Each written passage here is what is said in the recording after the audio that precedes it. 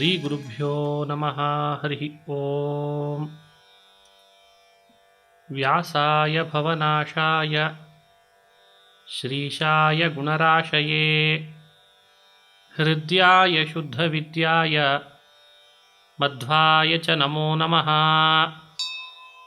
ಶ್ರೀ ಹರಿವಾಯು ಗುರುಗಳ ಚರಣಾರವಿಂದಗಳಲ್ಲಿ ಭಕ್ತಿಪೂರ್ವಕ ಪ್ರಣಾಮಗಳನ್ನು ಅರ್ಪಿಸಿ, ಹಿಂದೆ ತಿಳಿಸಿದಂತೆ ವೈಕುಂಠ ವರ್ಣನೆಯ ಮುಂದಿನ ಭಾಗದಲ್ಲಿ ಅನೇಕ ವಿಷಯಗಳನ್ನು ಅನುಸಂಧಾನ ಮಾಡಿಸ್ತಾರೆ. ವೈಕುಂಠ ಅಂದರೆ ಯಾವುದು, ನಾವು ಅದರ ಕಲ್ಪನೆಯನ್ನು ಹೇಗೆ ಮಾಡಿಕೊಳ್ಬೇಕು, ಅದನ್ನು ಮೊದಲು ಪರಿಚಯಿಸ್ತಾರೆ.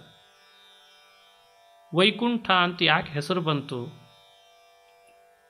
ಶುಭ್ರ ಅಂತ ಒಬ್ಬ ಭಕ್ತ, ಅವನಿಗೆ ವಿಕುಂಠ ಅಂತ ಹೆಂಡತಿ ಇದ್ಲು. ವಿಕುಂಠ ಹಾಗೂ ಶುಭ್ರ ಇಬ್ಬರು ದಂಪತಿಗಳಲ್ಲಿ ಭಗವಂತ ಅವತಾರ ಮಾಡಿ ಬಂದ. ಅದು ರೈವತ ಅಂತ 5ನೇ ಮನ್ವಂತರದಲ್ಲಿ ಮಾಡಿದ ಅವತಾರ.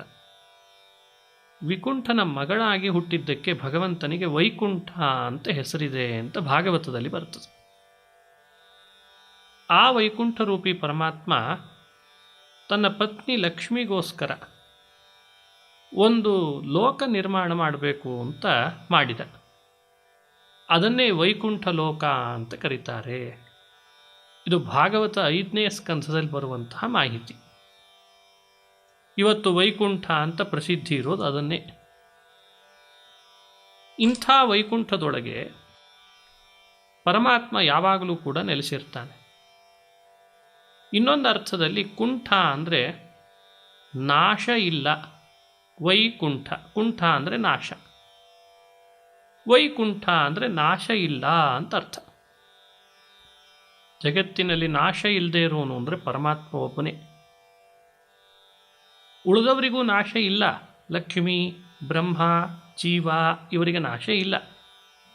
ಆದರೆ ಇವರಿಗೆಲ್ಲ ಸ್ವರೂಪದಿಂದ ನಾಶ ಇಲ್ಲ ಅಷ್ಟೆ, ಶರೀರದಿಂದ ನಾಶ ಇದೆ.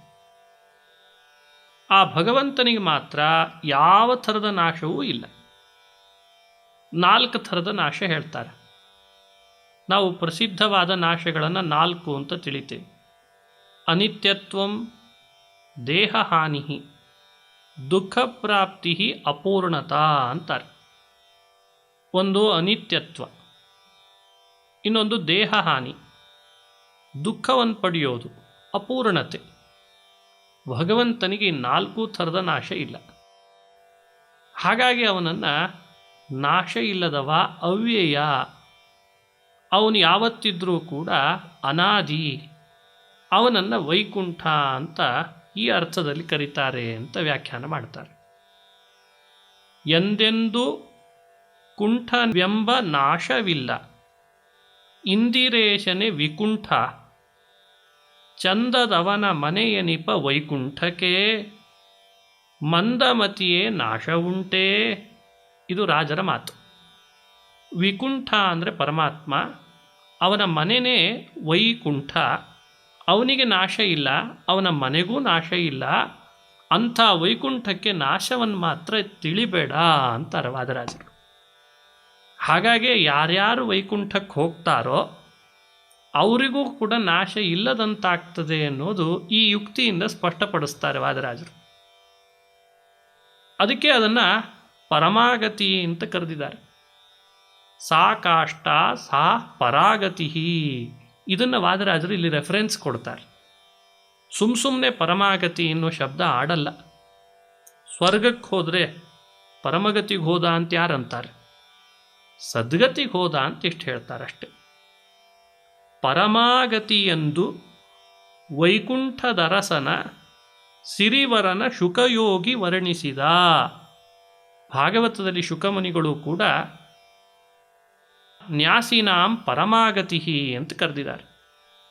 ಹಾಗಾಗಿ ಪರಮಾಗತಿ ಅನ್ನೋ ಶಬ್ದದಿಂದ ಕರಿತಾ ಇರೋದ್ರಿಂದಲೇ ಒಂದು ಬಾರಿ ಅಲ್ಲಿಗೆ ಹೋಗ್ತಾರೆ ಅಂದರೆ ಆ ಲೋಕಕ್ಕೂ ನಾಶ ಇಲ್ಲ, ಅಲ್ಲಿಗೆ ಹೋದವರಿಗೂ ನಾಶ ಇಲ್ಲ. ಈ ಅರ್ಥದಲ್ಲಿ ಅದನ್ನು ತಿಳಿಬೇಕು. ಅದಕ್ಕೆ ಅದನ್ನು ಪರಮ ಮುಕ್ತಿ ಅನ್ನೋ ಹೆಸರಿನಿಂದಲೂ ಕರೆದಿದ್ದಾರೆ ಅಂತ ವ್ಯಾಖ್ಯಾನ ಮಾಡ್ತಾರೆ. ಹಾಗಾಗಿ ಭಾಗವತದಲ್ಲಿ ಎಲ್ಲೆಲ್ಲಿ ಹರಿಪದ ಸೇರಿದ, ಅಭಯ ಪದವನ್ನು ಸೇರಿದ, ವೈಕುಂಠಕ್ಕೆ ಸೇರಿದ ಅಂತ ಯಾರ್ಯಾರ ಬಗ್ಗೆ ಹೇಳಿದೆ ಆ ಎಲ್ಲ ಮಾತುಗಳನ್ನು ಕೂಡ ನೀವು ನಿರ್ಣಯಿಸಬೇಕಾದ್ರೆ ಎಂದೂ ನಾಶವಿಲ್ಲದ ಭಗವಂತನ ಮಂದಿರಕ್ಕೆ ಸೇರಿದ, ವೈಕುಂಠಕ್ಕೆ ಸೇರಿದ ಅಂತ ಅರ್ಥ ಮಾಡಬೇಕು. ಇದು ಭಾಗವತವನ್ನು ನಿರ್ಣಯಿಸಿಕೊಳ್ಳುವ ಪದ್ಧತಿ.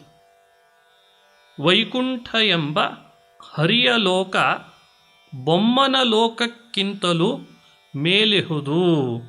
ಇವೆಲ್ಲ ನಾವು ಅರ್ಥ ಮಾಡಿಕೊಳ್ಬೇಕು. ಸತ್ಯಲೋಕಕ್ಕೆ ಹೋದ್ರು ಭೃಗು ಋಷಿಗಳು ಅಂತ ಕಥೆ ಕೇಳಿದ್ವಿ. ಬ್ರಹ್ಮ ಸರ್ವೋತ್ತಮನಲ್ಲ ಅಂತ ತಿಳಿದ್ರು. ಆಮೇಲೆ ಅವರು ಕೈಲಾಸಕ್ಕೆ ಹೋದರು, ಆಮೇಲೆ ವೈಕುಂಠಕ್ಕೆ ಬಂದರು ಅಂತ ಕಥೆ ಹೇಳ್ತಾರೆ. ಹಾಗಾದರೆ ಸತ್ಯಲೋಕ ಎಲ್ಲಿದೆ, ವೈಕುಂಠ ಎಲ್ಲಿದೆ? ಇದೆಲ್ಲ ನಮಗೆ ತಿಳಿದಿರಬೇಕಲ್ಲ. ಇದರ ಮಾಹಿತಿ ಇಲ್ಲದೆ ಇದ್ದರೆ ಪುರಾಣಗಳನ್ನೇ ಹೇಗೆ ಅರ್ಥೈಸಬೇಕು ಅಂತ ಗೊತ್ತಾಗಲ್ಲ. ಅದಕ್ಕೆ ಅದನ್ನೆಲ್ಲ ರಾಜರು ಇಲ್ಲಿ ಅನುಸಂಧಾನ ಮಾಡಿಸಿ ಕೊಡ್ತಾರೆ. ಸತ್ಯಲೋಕ ಎಲ್ಲಿದೆ, ವೈಕುಂಠ ಎಲ್ಲಿದೆ ಅಂದರೆ ಸತ್ಯಲೋಕಕ್ಕಿಂತ ಮೇಲ್ಭಾಗದಲ್ಲಿ ವೈಕುಂಠ ಲೋಕ ಇದೆ. ಹಾಗಾಗಿ ಭೃಗು ಋಷಿಗಳು ಹೋಗುವಾಗ ಮೊದಲು ಸತ್ಯಲೋಕಕ್ಕೆ ಹೋಗಬೇಕಾಯ್ತಂತೆ. ಮೊದಲೇ ವೈಕುಂಠಕ್ಕೆ ಹೋಗ್ಬೋದಾಗಿತ್ತಲ್ಲ ಅಂತ ಪ್ರಶ್ನೆಗೆ ಇದೇ ಉತ್ತರ. ಮೊದಲೇ ವೈಕುಂಠ ಸಿಗೋದೇ ಇಲ್ಲ, ಹೋಗಬೇಕಾದ್ರೆ ಮೊದಲು ಸಿಗೋದೇ ಸತ್ಯಲೋಕ. ಇದನ್ನಿಟ್ಟುಕೊಂಡು ರಾಜರು ನಮಗೆ ಅನುಸಂಧಾನ ಮಾಡಿಸಿದರು. ಎಲ್ರಿಗೊಂದು ಸಾಮಾನ್ಯವಾದ ಕಲ್ಪನೆ ಇರಬೇಕು. ಎಷ್ಟೆಷ್ಟು ಎತ್ತರ ಒಂದೊಂದು ಲೋಕಗಳಿದ್ದಾವೆ, ಕೊನೆಗೆ ವೈಕುಂಠ ಲೋಕ ಎಷ್ಟು ಎತ್ತರದಲ್ಲಿದೆ, ಇದೊಂದು ಕಲ್ಪನೆ ಬೇಕಲ್ಲ ನಮಗೆಲ್ಲ. ವೈಕುಂಠ ಸತ್ಯಲೋಕಕ್ಕಿಂತ ಎತ್ತರ ಎಷ್ಟು ಅಂದಾಗ ಮಧ್ಯ ಮಧ್ಯದಲ್ಲಿ ಬೇರೆ ಬೇರೆ ಲೋಕಗಳು ಬರ್ತಾರೆ. ಮಹರ್ಲೋಕ, ಜನೋಲೋಕ, ತಪೋಲೋಕ, ಇವೆಲ್ಲ ಲೋಕಗಳು ಬರ್ತಾರೆ. ಸ್ವರ್ಗದಿಂದ ಮೇಲೆ ಒಂದಕ್ಕಿಂತ ಒಂದು ಲೋಕಗಳು ಬರ್ತಾರೆ. ಆ ಒಂದೊಂದು ಲೋಕಗಳು 1.5 ಪಟ್ಟು ಒಂದಕ್ಕಿಂತ ಒಂದು ಹೆಚ್ಚೆಚ್ಚಾಗಿದ್ದಾವೆ. ಸತ್ಯಲೋಕ ತಪೋಲೋಕಕ್ಕಿಂತ ಮೇಲ್ಗಡೆ ಇದೆ. ಭೂಲೋಕದಿಂದ ತಪೋಲೋಕದ ಒಟ್ಟು ಎತ್ತರ ಎಷ್ಟಿದೆ ಅದನ್ನು ತಿಳಿಬೇಕು. ವೈಕುಂಠ ಭೂಲೋಕದಿಂದ ಎಷ್ಟು ಎತ್ತರ ಇದೆ ಅದನ್ನೂ ತಿಳಿಬೇಕು. ಅದಕ್ಕೊಂದು ಮಾಹಿತಿಯನ್ನು ಕೊಡ್ತಾರೆ ಶಾಸ್ತ್ರದಲ್ಲಿ. ಭೂಮಿಯಿಂದ ಸ್ವರ್ಗಲೋಕ 50 ಲಕ್ಷ ಯೋಜನದಷ್ಟಿದೆ. ಸ್ವರ್ಗಲೋಕದ ನಂತರ ಸ್ವರ್ಗದಿಂದ ಮಹರ್ಲೋಕ 75 ಲಕ್ಷ ಯೋಜನದಷ್ಟಿದೆ. ಮಹರ್ಲೋಕದಿಂದ ಜನೋಲೋಕ 1,12,50,000 ಯೋಜನೆ ಇದೆ. ಜನೋಲೋಕದಿಂದ ತಪೋಲೋಕ 1,68,75,000 ಯೋಜನೆ ಇದೆ. ಒಟ್ಟು ಭೂಮಿಯಿಂದ ತಪೋಲೋಕ 4,06,25,000 ಯೋಜನೆ ಇದೆ. ತಪೋಲೋಕದಿಂದ ಸತ್ಯಲೋಕ 4,06,25,000 ಯೋಜನೆ ಇದೆ. ಒಟ್ಟು ಭೂಮಿಯಿಂದ ಸತ್ಯಲೋಕ ಎಷ್ಟಿದೆ ಹಾಗಾದರೆ ಚಿಂತನೆ ಮಾಡಿದರೆ 8,12,50,000 ಯೋಜನೆ ಇದೆ ಅಂತ. ಭೂಮಿಯಿಂದ ಹಾಗಾದರೆ ವೈಕುಂಠ ಲೋಕ ಎಷ್ಟಿದೆ? ಭೂಮಿಯಿಂದ ಸತ್ಯಲೋಕ ಎಷ್ಟಿದೆ ಅಂದಾಗ 8,12,50,000, ಅದಕ್ಕಿಂತ 2 ಪಟ್ಟು ಹೇಳಬೇಕಾಯ್ತು. ಹಾಗಾಗಿ 1 ಪಟ್ಟು ಜಾಸ್ತಿನೇ ತಗೊಂಡ್ರು. ಭೂಮಿಯಿಂದ ವೈಕುಂಠ ಲೋಕ 16,25,00,000 ಯೋಜನೆ ಇದೆ ಅಂತೆ. 16,25,00,000 ಯೋಜನಕ್ಕೆ ಹೋಗಬೇಕು. ಬಹಳ ದೀರ್ಘವಾದಂತಹ ವ್ಯವಸ್ಥೆ, ದೀರ್ಘವಾದ ಯೋಜನೆಗಳು. ಇದನ್ನು ನಾವು ಶಾಸ್ತ್ರಗಳಿಂದ ಇಷ್ಟಿಷ್ಟು ಎತ್ತೆತ್ತರದಲ್ಲಿ ಇದ್ದಿದ್ದಾವೆ ಅಂತ ತಿಳಿತೇವೆ. ಇಂಥ ವೈಕುಂಠ ಲೋಕ ಬ್ರಹ್ಮನ ಲೋಕಕ್ಕಿಂತ ಮೇಲಿದೆ ಅಂದರೆ ಎಷ್ಟು ಮೇಲಿದೆ ಅನ್ನೋದನ್ನು ಈ ಅಳತೆಯಿಂದ ನಾವು ಚಿಂತನೆ ಮಾಡಬೇಕು. ಯೋಚನೆ ಮಾಡಿ, ಎಷ್ಟೆಷ್ಟು ಮನುಷ್ಯ ಮೇಲ್ಮೇಲೆ ಹೋಗ್ತಾನೋ ಅಷ್ಟಷ್ಟು ದುಃಖ ಪರಿಹಾರ ಆಗ್ತಾ ಹೋಗ್ತದೆ. ಎಷ್ಟೆಷ್ಟು ಮನುಷ್ಯ ಕೆಳಗೆ ಹೋಗ್ತಾನೋ ಅಷ್ಟಷ್ಟು ದುಃಖ ಜಾಸ್ತಿ ಆಗ್ತಾ ಹೋಗ್ತದೆ. ಹಾಗಾಗಿ ಮೇಲ್ಮೇಲೆ ಹೋದಂತೆ ದುಃಖ ಕಡಿಮೆ ಆಗ್ತದೆ. ಶೋಕರಹಿತರಾದ ಸಿದ್ಧ ಸಾಧ್ಯರಲ್ಲಿ ಬೇಕಾದ ಸುಖವನು ಅಣುತಿಹರಿ ಅಂತ ವ್ಯಾಖ್ಯಾನ ಮಾಡ್ತಾರೆ. ಶೋಕರಹಿತರಾದ ಅಂದರೆ ಮನುಷ್ಯ ಬ್ರಹ್ಮಲೋಕಕ್ಕಿಂತ ಊರ್ಧ್ವದಲ್ಲಿದೆ ಅನ್ನೋ ಪ್ರಮಾಣಕ್ಕೆ ಅನುಗುಣವಾಗಿ ಯೋಚನೆ ಮಾಡಿದರೆ ಅವನು ಬಹಳ ಎತ್ತರದಲ್ಲಿ ಹೋಗ್ತಾನಂತೆ. ವೈಕುಂಠಕ್ಕೆ ಹೋಗ್ತಾನೆ ಅಂದರೆ ಅಷ್ಟು ಎತ್ತರಕ್ಕೆ ಹೋದಾಗ ಅವನಿಗೆ ಸಹಜವಾಗಿ ದುಃಖಗಳು ಪರಿಹಾರ ಆಗೇ ಆಗ್ತವೆ. ಹೀಗೆ ನಾವು ಅದನ್ನು ಅನುಸಂಧಾನ ಮಾಡಲಿ ಅಂತ ಚಿಂತನೆ ಮಾಡ್ತಾರೆ. ಇನ್ನು ವೈಕುಂಠ ವರ್ಣನೆಯ ಮೊದಲನೇ ಸಂಧಿಯಲ್ಲಿ ಯಾವ್ಯಾವುದು ಎಷ್ಟೆಷ್ಟು ಯೋಜನೆ ಇದೆ ಅನ್ನೋದನ್ನು ತಿಳಿಸುವಾಗ ಇನ್ನೊಂದು ವಿಷಯವನ್ನು ಹೇಳ್ತಾರೆ. ಮೋಕ್ಷಕ್ಕೆ ಹೋಗೋದು ಅಂದರೆ ಬರೀ ಒಂದೇ ವೈಕುಂಠ ಲೋಕಕ್ಕೆ ಹೋಗೋದು ಅಷ್ಟೇ ಅಲ್ಲ. ಭಗವಂತನ ಮನೆ ಮೂರಿದ್ದಾವೆ: ಶ್ವೇತದ್ವೀಪ ಹಾಗೂ ಅನಂತಾಸನ, ವೈಕುಂಠ ಅಂತ. ಈ ಮೂರೂ ಪರಮಾತ್ಮನ ಮನೆಗಳೇ. ಭಾಗವತಾದಿ ಪುರಾಣಗಳಲ್ಲಿ ಪ್ರತ್ಯೇಕವಾಗಿ ವೈಕುಂಠಕ್ಕೆ ಹೋದ, ಶ್ವೇತದ್ವೀಪಕ್ಕೆ ಹೋದ ಅಂತ ಪ್ರತ್ಯೇಕವಾಗಿ ಹೇಳಿರಲ್ಲ. ಭಗವಂತನ ಮನೆಗೆ ಹೋದ ಅಂತಿಷ್ಟು ಹೇಳಿರ್ತಾರೆ. ಅದರಲ್ಲಿ ಈ ಮೂರರಲ್ಲಿ ಯಾವುದಾದ್ರೂ ಒಂದು ಮನೆಗೆ ಹೋಗಿರ್ತಾನಂತೆ. ಹೀಗೆ ನಾವು ಅದನ್ನು ಅರ್ಥ ಮಾಡಿಕೊಳ್ಬೇಕು. ಈ ಮೂರರಲ್ಲಿ ಒಂದು ಮನೆ ಅಂದರೆ ಒಂದೊಂದು ಮನೆ ಹಾಗಾದರೆ ಎಷ್ಟು ವಿಸ್ತಾರ ಇದೆ ಅನ್ನೋದ್ರ ಪರಿಚಯ ಇರಬೇಕಲ್ವಾ. ಮನೆ ಅನ್ನೋದು ಅಥವಾ ಲೋಕ ಅಂತ ಅನ್ಬೋದು. ವೈಕುಂಠ ಎಷ್ಟು ವಿಸ್ತಾರ, ಶ್ವೇತದ್ವೀಪ ಎಷ್ಟು ವಿಸ್ತಾರ, ಹಾಗೂ ಅನಂತಾಸನ ಎಷ್ಟು ವಿಸ್ತಾರ, ಎಲ್ಲವೂ ಒಂದೇ ಥರ ಇದೆನಾ ಅಥವಾ ಸ್ವಲ್ಪ ಎತ್ತರ ಇದೆನಾ ಅದನ್ನು ತಿಳಿದಿರಬೇಕು. ಅದನ್ನು ಒಂದು ಶ್ಲೋಕದಲ್ಲಿ ರಾಜರ ಅನುಸಂಧಾನ ಮಾಡಿಸ್ತಾರೆ. ಲಕ್ಷ ಯೋಜನ ಮೇಲಿಕ್ಕನಂತಾಸನ, ಲಕ್ಷ್ಮೀಶನಿಹ ಶ್ವೇತದ್ವೀಪ, ಲಕ್ಷ ವೈಕುಂಠ 25 ಲಕ್ಷ ಷೋಡಶ ಕೋಟಿಯಲ್ಲಿಹುದು ಅಂತಂದಿದ್ದಾರೆ. ಅಭಿಪ್ರಾಯ, ಭೂಮಿಯಿಂದ ಅನಂತಾಸನ 1 ಲಕ್ಷ ಯೋಜನದಷ್ಟು ಮೇಲೆ ಹೋಗಿದೆ ಅಂತೆ. ಶ್ವೇತದ್ವೀಪ ಭೂಮಿಯಿಂದ 50 ಲಕ್ಷ ಯೋಜನದಷ್ಟು ಮೇಲಿದೆ ಅಂತೆ.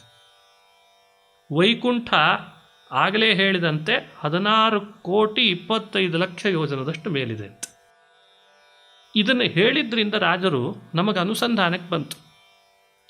ಭೂಮಿಗೆ ಹತ್ತಿರದಲ್ಲಿರೋದು ಅಂದರೆ ಅನಂತಾಸನ. ಯಾಕಂದರೆ ಸುಮಾರು 1 ಲಕ್ಷ ಯೋಜನದಷ್ಟೇ ಎತ್ತರ ಇದೆ. ಯೋಚನೆ ಮಾಡಿದರೆ 1 ಲಕ್ಷ ಯೋಜನದಷ್ಟು ಎತ್ತರದಲ್ಲಿ ಅನಂತಾಸನ ಸಿಗ್ತದೆ. ಆದರೆ 50 ಲಕ್ಷ ಯೋಜನ ಮೇಲೆ ಹೋದರೆ ಶ್ವೇತದ್ವೀಪ ಸಿಗ್ತದೆ. 16 ಕೋಟಿ 25 ಲಕ್ಷ ಯೋಜನದಷ್ಟು ಮೇಲೆ ವೈಕುಂಠ ಸಿಗ್ತದೆ. ಹಾಗಾಗಿ ಈ ಮೂರೂ ಕೂಡ ಒಂದೇ ಕಡೆಯಲ್ಲಿ ಇಲ್ಲ. ಒಂದೇ ಭೂಮಿಯ ಎತ್ತರ ಒಂದೇ ಸಮನಾಗಿಲ್ಲ, ಬೇರೆ ಬೇರೆ ಕಡೆಯಲ್ಲಿದ್ದಾವೆ. ಸಾಧನೆ ಮಾಡಿಕೊಂಡ ಸಾಧಕನ ಯೋಗ್ಯತೆಗೆ ಅನುಗುಣವಾಗಿ ಭಗವಂತ ಇಂಥಿಂಥ ಲೋಕವನ್ನು ವ್ಯವಸ್ಥೆ ಮಾಡ್ತಾನೆ. ಮೂರೂ ಮನೆಯಲ್ಲಿ ತಾನೇ ಇರ್ತಾನೆ. ತನ್ನದೇ ಲೋಕ, ತನ್ನದೇ ಮನೆ. ಆದರೆ ಭೂಮಿಯಿಂದ ಕೆಲವರನ್ನು ಕೇವಲ 1 ಲಕ್ಷ ಯೋಜನದಷ್ಟು ಎತ್ತರದ ಅನಂತಾಸನಕ್ಕೆ ಕಳಿಸ್ತಾನೆ. ಕೆಲವರನ್ನು 50 ಲಕ್ಷ ಯೋಜನದಷ್ಟು ಶ್ವೇತದ್ವೀಪಕ್ಕೆ ಕಳಿಸ್ತಾನೆ. ಕೆಲವರನ್ನು ಮಾತ್ರ 16 ಕೋಟಿ 25 ಲಕ್ಷ ಯೋಜನದಷ್ಟು ಎತ್ತರದಲ್ಲಿರುವ ವೈಕುಂಠಕ್ಕೆ ಕಳಿಸ್ತಾನೆ. ಹೀಗೆ ಪುರಾಣಗಳ ವಾಕ್ಯಗಳನ್ನು ಅರ್ಥೈಸ್ಕೊಳ್ಬೇಕು ಅಂತನ್ನೋದನ್ನು ವಾದರಾಜರು ನಮಗೆ ಸಂಗ್ರಹ ಮಾಡಿ ಚಿಂತನೆ ಮಾಡಿಸ್ತಾರೆ. ಇದು ತತ್ವಸಾರದಲ್ಲಿ ಬರುವಂತಹ ಪ್ರಮುಖವಾದ ಮತ್ತೊಂದು ಅಂಶ. ಇನ್ನೊಂದು ಇಲ್ಲಿ ಬರುವ ವಿಷಯ, ಶಾಸ್ತ್ರಗಳಲ್ಲಿ ಭಕ್ತಿಯಿಂದ ಮುಕ್ತಿ ಅಂತ ಹೇಳ್ತದೆ ಕೆಲವು ಕಡೆ ಜ್ಞಾನದಿಂದ ಮುಕ್ತಿ ಅಂತ ಹೇಳ್ತದೆ. ಇನ್ನು ಕೆಲವು ಕಡೆ ಚೆನ್ನಾಗಿ ಕರ್ಮ ಮಾಡಬೇಕು, ಕರ್ಮದಿಂದ ಮುಕ್ತಿ ಅಂತ ಹೇಳ್ತದೆ. ಕೆಲವು ಕಡೆಯಲ್ಲಿ ವೈರಾಗ್ಯದಿಂದ ಮುಕ್ತಿ ಅಂತ ಹೇಳ್ತದೆ. ಇನ್ನು ಕೆಲವು ಕಡೆಯಲ್ಲಿ ಇನ್ನೊಂದರಿಂದ ಇಂದ್ರಿಯಗಳನ್ನು ಜಯಿಸಿದರೆ ಮುಕ್ತಿ ಅಂತ ಹೇಳ್ತದೆ. ಕೆಲವರಿಗೆ ತಪಸ್ಸಿನಿಂದ ಮುಕ್ತಿ ಅಂತ ಹೇಳ್ತದೆ. ಒಟ್ಟಾರೆ ಮುಕ್ತಿ ಯಾವುದರಿಂದ ಅಂತ ಪ್ರಶ್ನೆ. ಹೀಗೆ ಬೇರೆ ಬೇರೆದರಿಂದ ಮುಕ್ತಿಯನ್ನು ಬೋಧಿಸಿಬಿಟ್ರೆ ಶಾಸ್ತ್ರವಾಕ್ಯಗಳಲ್ಲಿ ಮುಕ್ತಿ ಯಾವುದರಿಂದ, ಪ್ರಮುಖವಾದ ಸಾಧನ ಯಾವುದು ಅಂತ ಗೊಂದಲಕ್ಕೆ ಸಾಧಕ ಈಡಾಗ್ತಾನೆ. ಅದಕ್ಕೆ ಭಗವತ್ಪಾದರು ಯಾವ ಸಿದ್ಧಾಂತವನ್ನು ತಮ್ಮ ಗ್ರಂಥಗಳಲ್ಲಿ ವೇದದ ಮೂಲಕವಾಗಿ ನಿರ್ಧರಿಸ್ತಾರೆ, ಸೂತ್ರದ ಮೂಲಕ ನಿರ್ಧರಿಸ್ತಾರೆ, ಅದನ್ನು ರಾಜರಿಲ್ಲಿ ವ್ಯಾಖ್ಯಾನ ಮಾಡ್ತಾರೆ.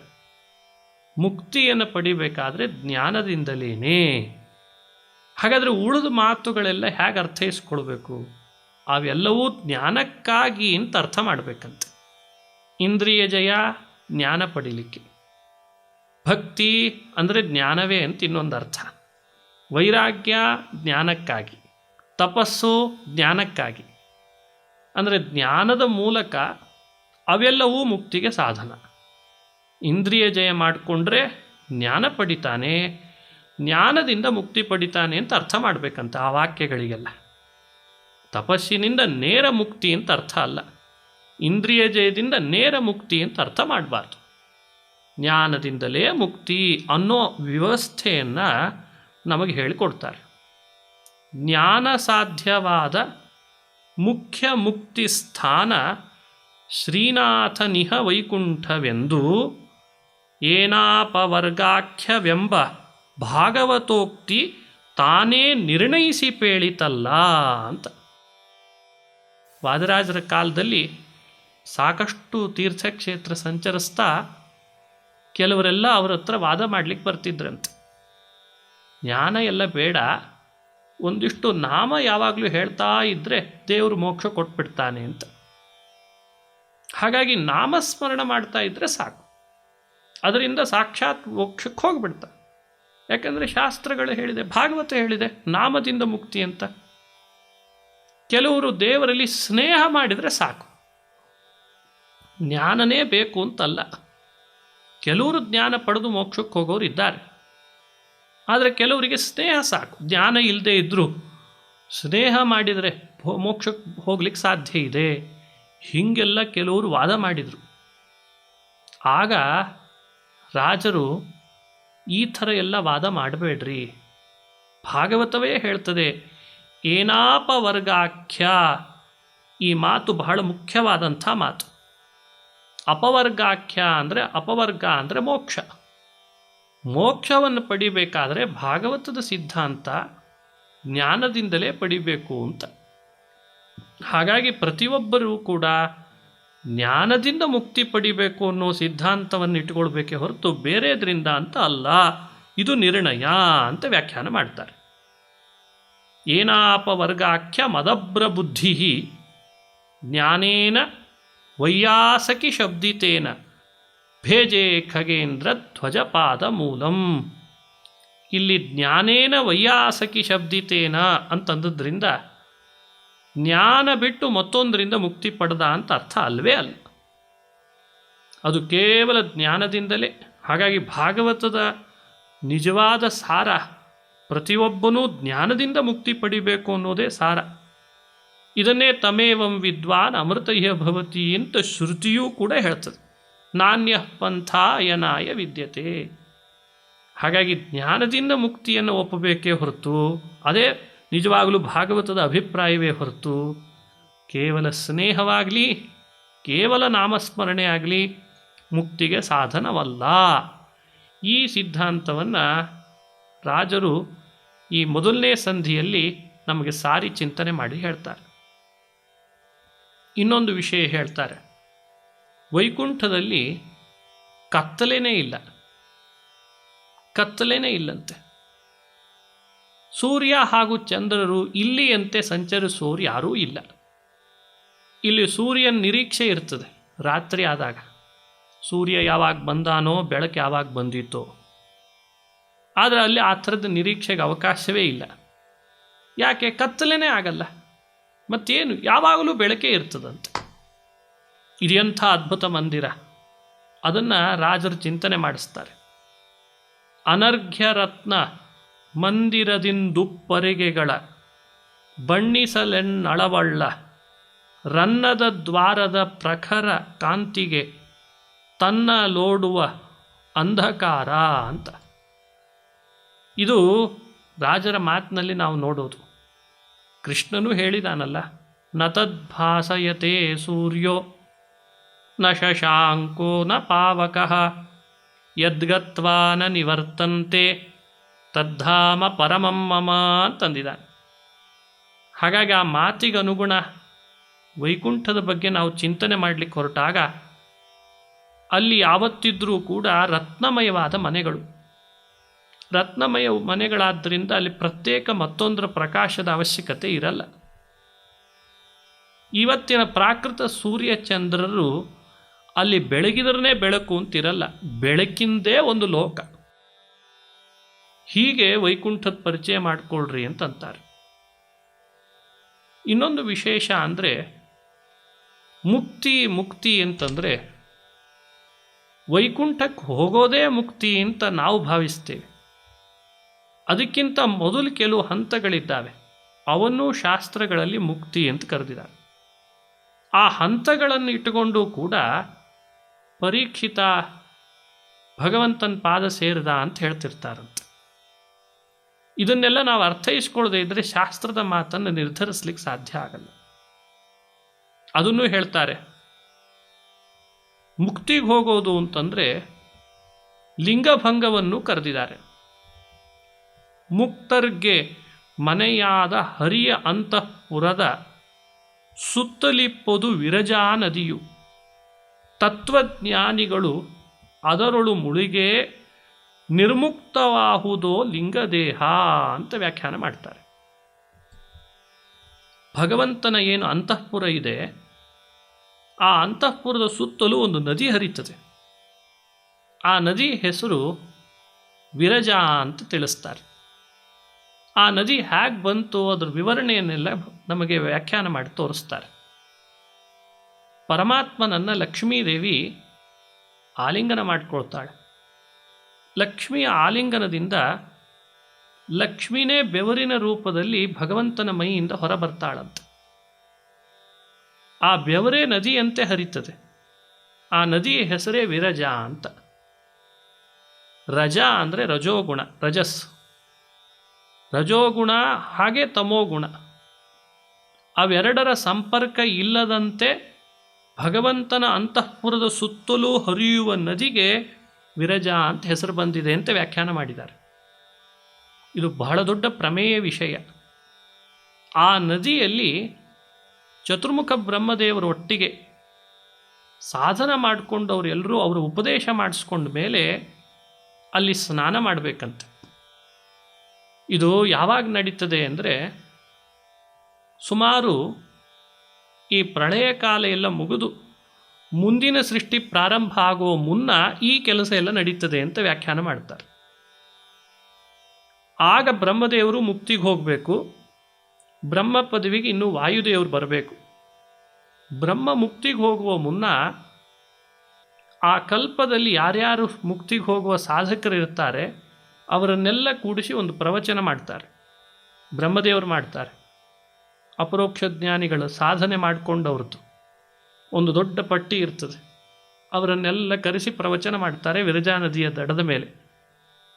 ಅವರೆಲ್ಲ ಆ ಪ್ರವಚನ ಶ್ರವಣ ಮಾಡ್ತಾರೆ. ಬ್ರಹ್ಮದೇವರು ಎಲ್ಲರಿಗೂ ಹೇಳ್ತಾರೆ, ಈಗ ವಿರಜಾ ಸ್ನಾನ ಮಾಡೋಣ, ಲಿಂಗಭಂಗ ಮಾಡಿಕೊಳ್ಳೋಣ ಅಂತ. ಬ್ರಹ್ಮದೇವರೂ ಸ್ನಾನ ಮಾಡ್ತಾರೆ. ಉಳಿದ ಎಲ್ಲ ಕಲ್ಪದಲ್ಲಿ ಸಾಧನೆ ಮುಗಿಸಿದಂತಹ ಜೀವರನ್ನೂ ಸ್ನಾನ ಮಾಡಿಸ್ತಾರೆ. ಆ ಸ್ನಾನದ ಪ್ರಭಾವದಿಂದ ಮೈಮೇಲೆ ಒಮ್ಮೊಮ್ಮೆ ನಾವೇ ಸ್ನಾನ ಮಾಡುವಾಗ ಮೈಮೇಲೆ ಹಾಕಿದ ಬಟ್ಟೆ ನದಿಯಲ್ಲಿ ಜಾರಿ ಹೋಗಿಬಿಡ್ತದೆ. ಆ ನದಿಯಲ್ಲಿ ಜಾರಿ ಹೋಗೋ ಬಟ್ಟೆಯಂತೆ ವಿರಜಾ ನದಿ ಸ್ನಾನದಿಂದ ನಮ್ಮ ದೇಹದಲ್ಲಿರುವ ಲಿಂಗ ದೇಹ ಜಾರಿ ಹೋಗಿಬಿಡ್ತದಂತೆ. ಇದು ವಿರಜಾ ನದಿಯ ಮಹತ್ವ. ಯಾವಾಗ ಈ ಲಿಂಗ ದೇಹ ದೂರ ಆಗ್ತದೆ ಅದನ್ನೂ ಕೂಡ ಒಂದರ್ಥದಲ್ಲಿ ಮುಕ್ತಿ ಅಂತ ಕರೆದಿದ್ದಾರಂತೆ. ಹಾಗಾಗಿ ಶಾಸ್ತ್ರಗಳಲ್ಲಿ ಮುಕ್ತಿಗೆ ಹೋದ, ಮುಕ್ತಿ ಹೊಂದಿದ ಅಂತ ಶಬ್ದ ಅಲ್ಲಲ್ಲಿ ಬರ್ತದೆ. ವೈಕುಂಠಕ್ಕೆ ಈಗ ಹೋಗಿಬಿಟ್ಟ ಅಂತ ಅರ್ಥ ಮಾಡಬಾರ್ದು. ಅದರದ್ದು ಅರ್ಥ ಬೇರೆ ಬೇರೆ ಅಭಿಪ್ರಾಯದಲ್ಲಿ ಇಟ್ಟುಕೊಂಡು ವ್ಯಾಖ್ಯಾನ ಮಾಡಿಕೊಳ್ಬೇಕು ಶಬ್ದಗಳನ್ನು. ಹೀಗೆ ಇದೊಂದು ಚಿಂತನೆಯನ್ನು ಕೊಡ್ತಾರೆ. ಇನ್ನು ಎಲ್ಲ ಮುಕ್ತರಿಗೂ ಕೂಡ ನಾವು ಮೋಕ್ಷಕ್ಕೆ ಹೋದ ಅಂತ ತಿಳಿಬೇಕು ಅಂತಂದರೆ ಸಾರೂಪ್ಯ ಅಂತ ಒಂದು ಹೆಸರಿನ ಮುಕ್ತಿ ಇದೆ. ಇದು ಎಲ್ಲ ಮುಕ್ತರಿಗೂ ಕೂಡ ಹೇಳಲಿಕ್ಕೆ ಬರ್ತದೆ.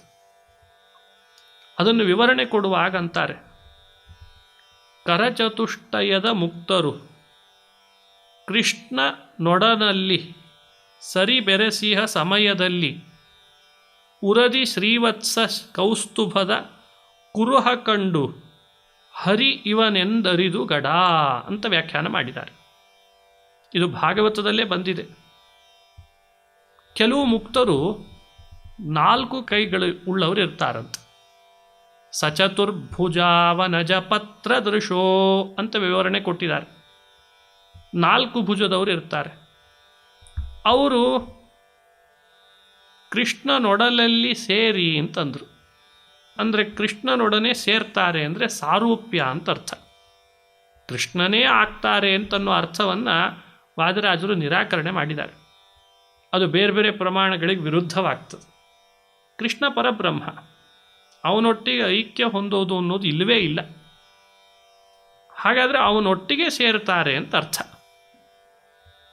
ಆ ಬೆರೆತ ಸಮಯದಲ್ಲಿ ಕೃಷ್ಣನ ಎದೆಯಲ್ಲಿ ಶ್ರೀವತ್ಸ ಚಿಹ್ನೆ ಇರ್ತದೆ.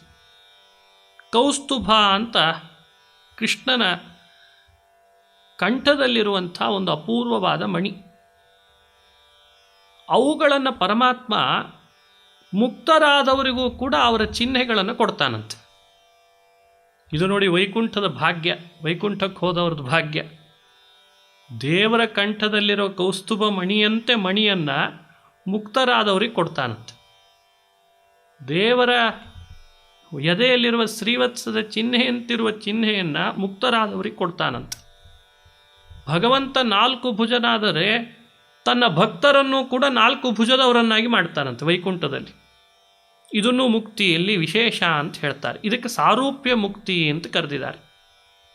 ಹೀಗೆ ಮುಕ್ತಿಯಲ್ಲಿ ವಿಶೇಷವಾಗಿ ನಾವು ತಿಳಿಬಹುದಾದದ್ದು, ಸಾಮಾನ್ಯವಾಗಿ ಎಲ್ಲರೂ ಹೋಗುವಂತಹ ಮುಕ್ತಿ ಅಂದರೆ ಅದು ಸಾರೂಪ್ಯ ಮುಕ್ತಿ. ಇದನ್ನಿಟ್ಟುಕೊಂಡು ಭಾಗವತ ಮುಕ್ತಿ ಕೊಟ್ಟ ಅಂತ ಹೇಳ್ತಿರ್ತದೆ. ಮೋಕ್ಷ ಅಂದರೆ ಈಗಲೇ ವೈಕುಂಠಕ್ಕೆ ಹೋದ ಅಂತ ಅರ್ಥ ಅಲ್ಲ. ಮುಕ್ತಿಯಲ್ಲಿ ಪ್ರಭೇದಗಳಿವೆ. ಮುಕ್ತಿಯಲ್ಲಿ ಲಿಂಗದೇಹ ಭಂಗವನ್ನು ಕರೀತಾರೆ. ಯಾವ್ಯಾವುದೋ ಅರ್ಥದಲ್ಲಿ ಬೇರೆ ಬೇರೆ ಅಭಿಪ್ರಾಯದಲ್ಲಿ ಶಬ್ದಗಳು ಬಂದಿರ್ತಾವೆ ಪುರಾಣಗಳಲ್ಲಿ. ಎಲ್ಲ ಕಡೆಯಲ್ಲಿ ಮುಕ್ತಿ ಅಂದರೆ ಒಂದೇ ಅಂತ ಅರ್ಥ ಮಾಡಬಾರ್ದು ಅಂತ ವಾದಿರಾಜರು. ಇನ್ನು ಮುಕ್ತಿಯಲ್ಲಿ 4 ಪ್ರಭೇದ ಇದೆ, ಅದನ್ನು ತಿಳಿಸ್ತಾರೆ. ಸಾಯುಜ್ಯ ಮುಕ್ತಿ, ಸಾಲೋಕ್ಯ ಮುಕ್ತಿ, ಸಾಮೀಪ್ಯ ಮುಕ್ತಿ, ಸಾರೂಪ್ಯ ಮುಕ್ತಿ ಅಂತ ಕರೀತಾರೆ. ನೋಡಿ, ಇದೆಲ್ಲ ಪ್ರಭೇದಗಳನ್ನು ಅರ್ತಿರಬೇಕು ಸಾಧಕನಾದವ. ಸಾಯುಜ್ಯ, ಸಾಲೋಕ್ಯ, ಸಾಮೀಪ್ಯ, ಸಾರೂಪ್ಯ ಈ ಎಂದ ಚತುರ್ವಿಧ ಮುಕ್ತಿಯೊಳು ಹೇಯ ಲಿಂಗದೇಹ ಪೋದ ಮೇಲವರವರ ಸ್ವಯೋಗ್ಯತೆಯಿಂದೊಪ್ಪುವರು ಗಡ ಅಂತಂದಿದ್ದಾರೆ. ಈ 4 ಥರದ ಮುಕ್ತಿಯನ್ನು ಹೊಂದಬೇಕಾದರೂ ಕೂಡ ಲಿಂಗದೇಹ ಭಂಗ ಆಗಿರಲೇಬೇಕು. ಲಿಂಗದೇಹ ಭಂಗ ಆಗದೊರ್ತು ಮುಕ್ತಿಗೆ ಹೋಗ್ಲಿಕ್ಕೆ ಅವಕಾಶ ಇಲ್ಲವೇ ಇಲ್ಲ. ಹಾಗಾಗಿ ಭಾಗವತಾದಿ ಗ್ರಂಥಗಳಲ್ಲಿ ಮುಕ್ತಿಗೆ ಹೋಗ್ತಾನೆ ಅಂತನ್ನೋ ಶಬ್ದ ಅಲ್ಲಲ್ಲಿ ಬರ್ತಿರ್ತದೆ. 4ರೊಳಗೆ ಒಂದು ರೀತಿ ಮುಕ್ತಿಯನ್ನು ಹೊಂದಬೇಕಾದರೂ ಲಿಂಗದೇಹ ಮೊದಲು ಭಂಗ ಆಗಿರಬೇಕು ಅನ್ನೋ ಅಭಿಪ್ರಾಯ ಇಟ್ಟುಕೊಂಡು ಭಾಗವತದೊಳಗೆ ಲಿಂಗದೇಹ ಭಂಗ ಆಯಿತು ಅನ್ನೋ ಅರ್ಥದಲ್ಲಿ ಮುಕ್ತಿಗೆ ಹೋದ ಅಂತ ಶಬ್ದ ಆಡಿರ್ತದಂತೆ. ಹಂಗೆ ವ್ಯಾಖ್ಯಾನ ಮಾಡಿಕೊಂಡ್ರೆ ಅದು ಸರಿ ಹೋಗ್ತದೆ ಅಂತ ಕರೀತಾರೆ. ಇನ್ನು ಮೊದಲನೇ ಮುಕ್ತಿ ಸಾಯುಜ್ಯ ಮುಕ್ತಿ ಅಂತ ಹೇಳಿದರು. ಏನು ಸಾಯುಜ್ಯ ಮುಕ್ತಿ ಅಂತಂದರೆ ಇದು ಎಲ್ರಿಗೆ ಸಿಗುವಂಥದ್ದಲ್ಲ. ಬ್ರಹ್ಮ ಪದವಿಯಲ್ಲಿ ಯಾರಿದ್ದಾರಲ್ಲ ಅವರಿಗೆ ಸಾಯುಜ್ಯ ಮುಕ್ತಿ ಕೊಡ್ತಾನಂತೆ. ಸಾಯುಜ್ಯ ಅನ್ನೋದು ಬೇರೆಯವರಿಗೆ ಸಿಗೋದಲ್ವೇ ಅಲ್ಲ. ಅದನ್ನು ಅರ್ಥ ಮಾಡಿಕೊಳ್ಬೇಕು. ಯುಜ್ ಅಂತ ಧಾತು, ಯುಜುರ್ ಯೋಗೆ ಅಂತ ಅದನ್ನು ಹೇಳಿದ್ದಾರೆ ವಾದಿರಾಜರು. ಯುಜ್ ಅಂದರೆ ಸಂಬಂಧ ಅಂತ ಅರ್ಥ. ಭಗವಂತ ಸಾಯುಜ್ಯ ಮುಕ್ತಿಯನ್ನು ಕೊಡ್ತಾನೆ ಅಂತಂದರೆ ತನ್ನ ವಿಶೇಷ ಸಂಬಂಧವನ್ನು ಕೊಡ್ತಾನೆ ಅಂತ ಅರ್ಥ. ಯುಜುರ್ ಯೋಗೆ. ಬೇರೆಯವರೆಲ್ಲ ಈ ವಾಕ್ಯಗಳಿಗೆ ಅರ್ಥೈಸಿಕೊಳ್ಳುವಾಗ ಸ್ವಲ್ಪ ಭ್ರಮಿಸ್ತಾರೆ. ಯಾಕಂದರೆ ಯುಜಿರ್ ಯೋಗೆ ಅನ್ನೋ ಧಾತು ಅವರಿಗೆ ನೆನಪಾಗಲಿಲ್ವೇನೋ ಅಂತ ಕೇಳ್ತಾರೆ ವಾದರಾಜರು. ಬೇರೆಯವರು ಅರ್ಥೈಸಿಕೊಳ್ಳುವುದು ಹೇಗೆ ಅಂದರೆ ಚತುರ್ಮುಖ ಬ್ರಹ್ಮನೇ ಆ ಪರಬ್ರಹ್ಮನಿಂದ ಐಕ್ಯ ಹೊಂದಿದ ಅಂತ ಅರ್ಥ ಮಾಡಿಬಿಟ್ರು. ಆದರೆ ವಾದರಾಜರು ಮಾತ್ರ ಧಾತುವಿನ ಅರ್ಥ ಆದರೂ ಸರಿಯಾಗಿ ಅರ್ಥ ಮಾಡಿಕೊಳ್ಳೋಣ, ಭಾಗವತದಲ್ಲಿ ಎಲ್ಲಿಯೂ ಕೂಡ ಮುಕ್ತಿ ಕೊಟ್ಟ ಅನ್ನೋದನ್ನು ಭಗವಂತನ ಜೊತೆಗೆ ಐಕ್ಯ ಹೊಂದಿದ ಅನ್ನೋ ಅರ್ಥ ಇಲ್ಲವೇ ಇಲ್ಲ ಅಂತಂತಾರೆ. ನೀವೇ ನೋಡಿ, 4 ಥರದ ಮುಕ್ತಿಯನ್ನು ಯಾವ ಶಬ್ದದಿಂದ ಹೆಸರಿಸಲಾಗ್ತದೆ, ಆ ಶಬ್ದಗಳಲ್ಲಿಯೂ ಕೂಡ ಐಕ್ಯ ಬೋಧನೆ ಆಗಲ್ಲ. ಮೊದಲನೇದ್ದು ಸಾಯುಜ್ಯ. ಇದು ಬ್ರಹ್ಮ ಪದವಿಯಲ್ಲಿದ್ದವರಿಗೆ ಮಾತ್ರ ಸಿಗುವಂಥದ್ದು. ಈ ಶಬ್ದನೇ ಹೇಳ್ತದೆ ಸಾಯುಜ್ಯ. ಯುಜ್ಯ ಅನ್ನೋಲ್ಲಿ ಯುಜ ಶಬ್ದ ಇದೆ. ಯೋಗ ಅಂತ ಅರ್ಥ, ಸಂಬಂಧ. ಯಾರು ಭಗವಂತನ ಸಂಬಂಧ ಪಡಿತಾನೋ ಅವನು ಭಗವಂತನೇ ಆಗಲಿಕ್ಕೆ ಸಾಧ್ಯನಾ? ಹಾಗಾದರೆ ಇಲ್ಲಿ ಐಕ್ಯ ಬೋಧಿಸ್ತದೆ ಅಂತ ಅಭಿಪ್ರಾಯ ಬರಲ್ಲ. ಇದು ಸಾಯುಜ್ಯ ಮುಕ್ತಿಯ ಪರಿಚಯ ಮಾಡಿಸಿತ್ತು. ಶ್ರೀಹರಿಯ ಅಂಗಗಳನ್ನು ಆಶ್ರಯಿಸಿಕೊಂಡು ದೇವತೆಗಳು ಯಾವಾಗಲೂ ಇರ್ತಾರೆ. ಅಂಥ ದೇವತೆಗಳಿಗೆ ಪರಮಾತ್ಮ ಅಭೀಷ್ಟವನ್ನು ನೀಡ್ತಾ ಇರ್ತಾನೆ. ಅಂಗಾಶ್ರಯಿತರಾದ ದೇವತೆಗಳಿಗೆ ಐಕ್ಯವನ್ನು ಹೇಳಲಿಕ್ಕೆ ಹೇಗೆ ಸಾಧ್ಯ? ದೇವತೆಗಳೇ ಬೇರೆ ಇರ್ತಾರೆ, ಭಗವಂತನೇ ಬೇರೆ ಇರ್ತಾನೆ, ಮುಕ್ತಿ ಕೊಡ್ತಾನೆ. ಎರಡನೇದ್ದಿದೆ ಸಾಲೋಕ್ಯ ಅಂತ ಕರೀತಾರಲ್ವಾ. ಸಾಲೋಕ್ಯ ಅಂದರೆ ಏನು? ಭಗವಂತ ತನ್ನ ಅನುಗ್ರಹಕ್ಕೆ ಪಾತ್ರನಾಗಿ ಮುಕ್ತನಾದವನನ್ನು ಒಂದೇ ಲೋಕದಲ್ಲಿ ಇಡ್ತಾನೆ, ಅಥವಾ ಸಹ ಅವಲೋಕನ ಮಾಡ್ತಾ ಇರ್ತಾನೆ. ಯಾವಾಗಲೂ ಸಹ ಅವಲೋಕನ, ಒಟ್ಟಿಗೆ ಅವ ಇವನನ್ನು ಇವ ಅವನನ್ನು. ಒಂದು ವೇಳೆ ಐಕ್ಯ ಹೊಂದೋ ಹಾಗಿದ್ದರೆ ಸಹ ಅವಲೋಕನವನ್ನು ಹೇಗೆ ಬೋಧನೆ ಮಾಡಲಿಕ್ಕೆ ಸಾಧ್ಯ? ಇನ್ನೊಂದು ಹೇಳ್ತಾರೆ ಸಾಮೀಪ್ಯ ಅಂತ. ಜೀವಾತ್ಮನಿಗೆ ಪರಮಾತ್ಮನಿಗೆ ಸಾಮೀಪ್ಯ ಮುಕ್ತಿ. ಪರಮಾತ್ಮನ ಸಾಮೀಪ್ಯವೇ ಒಂದು ಮುಕ್ತಿ ಆಗಿಬಿಡ್ತದೆ. ಅಂದರೆ ಶ್ರೀವತ್ಸ, ಕೌಸ್ತುಭ, ಗರುಡವಾಹನ, ಶೇಷಶಯನ ಇಂತಹ ಪರಮಾತ್ಮನಿಗೆ ಸಂಬಂಧಪಟ್ಟ ಕೆಲವು ಅಸಾಧಾರಣವಾದ ಚಿಹ್ನೆಗಳು ಅಂತಿದ್ದಾವೆ. ಅವುಗಳನ್ನು ಬಿಟ್ಟು ಉಳಿದೆಲ್ಲವುಗಳನ್ನು ಕೂಡ ಈ ಮುಕ್ತಿಯಲ್ಲಿ ಅವರಿಗೂ ಧಾರಣೆ ಮಾಡಲಿಕ್ಕೆ ವ್ಯವಸ್ಥೆ ಮಾಡ್ತಾನಂತೆ. ಇದಕ್ಕೆ ಸಾರೂಪ್ಯ ಮುಕ್ತಿ ಅಂತ ಕರೀತಾರೆ. ಅದರಂತೆ ಚಿಹ್ನೆಗಳು ಬರ್ಬೋದು, ಆದರೆ ಪರಮಾತ್ಮನದೇ ಆದದ್ದು ಯಾವುದನ್ನೂ ಧರಿಸಲಿಕ್ಕೆ ಕೊಡಲ್ಲ ಅಂತ ವ್ಯಾಖ್ಯಾನ ಮಾಡ್ತಾರೆ. ಇಲ್ಲೂ ಐಕ್ಯ ಬೋಧನೆ ಆಗಲ್ಲ. ಹಾಗಾಗಿ ಸಾರೂಪ್ಯ ಮುಕ್ತಿಯಲ್ಲಿ ಇಲ್ಲ. ಇನ್ನು ಸಾಮೀಪ್ಯ ಮುಕ್ತಿ, ಸಾಮೀಪ್ಯ ಮುಕ್ತಿಯಲ್ಲಂತೂ ಸಾಧ್ಯವೇ ಇಲ್ಲ. ಭಗವಂತನ ಸಮೀಪಕ್ಕೆ ಹೋಗ್ತಾರೆ ಹೊರತು ಪರಮಾತ್ಮನೇ ಆಗ್ತಾರೆ ಅಂತಲ್ಲ. ಅಂದರೆ ವಿಷ್ಣು ಲೋಕದ ಸಮೀಪದಲ್ಲಿ ಸುತ್ತಮುತ್ತಲೂ ವಾಸ ಮಾಡಿಕೊಂಡು ಸುಖವಾಗಿರ್ತಾರಷ್ಟೆ ಮುಕ್ತರಾದವರು ಕೆಲವರು. ಆದರೆ ಪರಮಾತ್ಮನಿಂದ ಐಕ್ಯ ಹೊಂದವರು ಅಲ್ಲ. ಅಂತೂ ಶ್ವೇತದ್ವೀಪದ ಸುತ್ತಲೂ ಕ್ಷೀರಸಾಗರ ಇದೆ, ಅಲ್ಲೂ ಇರ್ತಾರೆ. ಅನಂತಾಸನದ ಸುತ್ತಲೂ ಘನೋದಕ ಅಂತ ಒಂದು ಸಮುದ್ರ ಇದೆ, ಅಲ್ಲೂ ಇರ್ತಾರೆ. ವೈಕುಂಠದ ಸುತ್ತಮುತ್ತ ಸಾಂತಾನಿಕ ಅಂತ ಲೋಕ ಇದೆ, ಅಲ್ಲಿ ಕೆಲವು ಜೀವರು ಸ್ವರೂಪ ಸುಖವನ್ನು ಅನುಭವಿಸ್ತಾರೆ. ಇದನ್ನು ಸಾಮೀಪ್ಯ ಅಂತ ಕರೆದಿದ್ದಾರೆ. ಹಾಗಾಗಿ ಸಾಮೀಪ್ಯ ಮುಕ್ತಿ ಬೇರೆ, ಸಾಯುಜ್ಯ ಮುಕ್ತಿ ಬೇರೆ, ಸಾಲೋಕ್ಯ ಬೇರೆ, ಸಾರೂಪ್ಯ ಬೇರೆ. ಅಂತೂ 4 ಥರದ ಮುಕ್ತಿಯ ಪ್ರಭೇದವನ್ನು ತಿಳಿಸಿ ರಾಜರು ಅನುಸಂಧಾನ ಮಾಡಿಸ್ತಾ ಇಲ್ಲೆಲ್ಲೂ ಐಕ್ಯ ಬೋಧನೆ ಆಗಲಿಲ್ಲಲ್ಲ ಅಂತ ವ್ಯಾಖ್ಯಾನ ಮಾಡ್ತಾರೆ. ಇನ್ನು ಮುಕ್ತಿಯಲ್ಲಿ ಪ್ರತಿಯೊಬ್ಬ ವ್ಯಕ್ತಿಗೂ ಕೂಡ ಭಗವಂತ ಅವರವರ ಸ್ವರೂಪ ಸುಖಕ್ಕೆ ಬೇಕಾಗುವಂತೆ ವಿಷಯದ ಭೋಗಗಳನ್ನು ಕೊಡ್ತಾ ಬರ್ತಾನಂತೆ. ಬಹಳ ಅದ್ಭುತ ಅದು.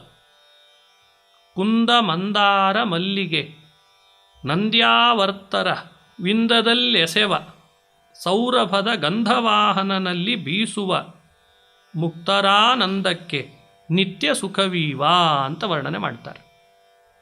ಇದೆಲ್ಲ ವೈಕುಂಠದಲ್ಲಿರುವಂಥ ಮುಕ್ತರಿಗೆ ಪಾರಿಜಾತ, ಮಲ್ಲಿಗೆ, ನಂದಬಟ್ಲು ಇವುಗಳ ಸುವಾಸನೆ ಬೀಸಿ ಬೀಸಿ ಅವರ ಮೂಗಿಗೆ ಬರುವಂತೆ ಮಾಡಿ ಬಹಳ ಸ್ವರೂಪದ ಸುಖ ಕೊಡ್ತಾನಂತೆ. ವೈಕುಂಠದ ವಿಶೇಷ ವರ್ಣನೆ ಮಾಡ್ತಾ ಅಂತಾರೆ ರಾಜರು. ಅಲ್ಲಿ ಒಂದು ಅರ ಮತ್ತು ಣ್ಯ ಅಂತ ಎರಡು ಅಮೃತ ಸಮುದ್ರಗಳಿದ್ದಾವಂತೆ. ಆ ಅಮೃತ ಸಮುದ್ರಗಳಲ್ಲಿ ಮುಕ್ತರು ಮುಳುಗುವಂತೆ ಮಾಡ್ತಾನಂತೆ. ಅದನ್ನು ಹೇಳಿದ್ದಾರೆ. ಅರವೆಂದು ನ್ಯವೆಂದು ಅಲ್ಲಿ ಸುಧೆ ಸಾಗರ. ಸುಧೆ ಸಾಗರ ಅಂದರೆ ಅಮೃತ ಸಾಗರ, ಅಮೃತ ಸಮುದ್ರಗಳು. ಅರಶ್ಚ ವೈಣ್ಯಶ್ಚ ಸುಧಾ ಸಮುದ್ರವು ಅಂತ ಪ್ರಮಾಣ ಹೇಳಿದೆ. ಹಾಗಾಗಿ ಮೋಕ್ಷಕ್ಕೆ ಹೋದಾಗ ಅಲ್ಲಿರುವಂಥ ಸುಖ ಇಲ್ಲಿಗಿಂತ ಕೋಟಿ ಕೋಟಿ ಪಟ್ಟು ಹೆಚ್ಚಿರ್ತದೆ ಅನ್ನೋದನ್ನು ರಾಜರು ಅನುಸಂಧಾನ ಮಾಡಿಸಿ ನಮಗೆ ತಿಳಿಸ್ತಾರೆ. ಹಾಗೂ ಅಲ್ಲಿ ಛತ್ರ, ಚಾಮರ ಅವುಗಳನ್ನು ಹಿಡಿದು ಯಥೇಚ್ಛ ಸೇವಕರು ಸೇವಕಿಯರು ಬಂದು ನಮಗೆ ಸುಖ ಕೊಡ್ತಾನೇ ಇರ್ತಾರಂತೆ. ಬಹಳ ಸುಖ ಕೊಡ್ತಾರೆ. ಭಕ್ತಿ ಭರಿತ ಚಿತ್ತ ಉಬ್ಬಿ ಕೊಬ್ಬಿದರೆ ಸೌಖ್ಯಾಬ್ದಿಯು ತುಳುಕುವುದೇ ಸೈ ಅಂತ ವ್ಯಾಖ್ಯಾನ ಮಾಡ್ತಾರೆ. ವೈಕುಂಠ ಎಂಬ ಪುರದ ಕಥೆಯ ಪರಾಕುವಿಟ್ಟು ಕೇಳುವ ಜನರ ಶ್ರೀಕಾಂತ ಕಾವನೆಂಬಲ್ಲಿ ಮೊದಲ ಸಂಧಿ ಈ ಕಾವ್ಯದೊಳು ಮುಗೀತು ಅಂತ ಮುಕ್ತಾಯ ಮಾಡ್ತಾರೆ. ವೈಕುಂಠಪುರದ ಕಥೆಯನ್ನು ಶ್ರದ್ಧೆಯಿಂದ ಯಾರು ಶ್ರವಣ ಮಾಡ್ತಾರೋ ಅವರಿಗೆ ಭಗವಂತ ರಕ್ಷಣೆ ಕೊಡ್ತಾನೆ ಅಂತ 139ನೇ ಪದ್ಯವನ್ನು ಮುಕ್ತಾಯ ಮಾಡ್ತಾ ಹೇಳ್ತಾರೆ ರಾಜರು. ಅಂತೂ ಸ್ಥೂಲವಾಗಿ 139 ಶ್ಲೋಕಗಳಲ್ಲಿ ಬಂದದ್ದನ್ನು ನಾವಿಲ್ಲಿ ಅನುಸಂಧಾನ ಮಾಡ್ತಾ ಬಂದಿದ್ದೇವೆ. ಮುಂದಿನ ಸಂಚಿಕೆಯಲ್ಲಿ 2ನೇ ಲಯ ಸಂಧಿಯ ಪರಿಚಯವನ್ನು ಮಾಡಿಸೋಣ. ಇಲ್ಲಿಗೆ ಈ ಸಂಧಿಯನ್ನು ಮುಕ್ತಾಯ ಮಾಡ್ತೇನೆ. ವಾದಿರಾಜರ ಮುಖ್ಯಪ್ರಾಣ ಅಂತರ್ಯಾಮಿ ಭಗವಂತ ಅನುಗ್ರಹಿಸಲಿ. ಈ ಜ್ಞಾನ ಕಾರ್ಯದ ಪ್ರಾಯೋಜಕತೆಯನ್ನು ದಿವಂಗತ BN ಬ್ರಹ್ಮಣ್ಯ ವಿಠ್ಠಲರಾವ್ ಸ್ಮರಣಾರ್ಥ ಉಮಾರಾವ್ ಅವರು ನಡೆಸ್ತಾ ಇದ್ದಾರೆ. ಅವರೆಲ್ಲ ಕುಟುಂಬದ ಸದಸ್ಯರಿಗೂ ವಾದಿರಾಜರ ಅಂತರ್ಯಾಮಿ ಹಯವದನ ಅನುಗ್ರಹಿಸಲಿ ಅಂತ ಪ್ರಾರ್ಥಿಸ್ತಾ, ಜ್ಞಾನಗಮ್ಯ ವಾಹಿನಿಯ ವಿಶೇಷವಾದಂತಹ ಶ್ರೋತೃಗಳು, ದರ್ಶಕರು ಭಗವಂತನ ಅನುಗ್ರಹಕ್ಕೆ ಪಾತ್ರರಾಗಲಿ. ಶ್ರೀಕೃಷ್ಣಾರ್ಪಣಮಸ್ತು. ಹರಯೇ ನಮಃ.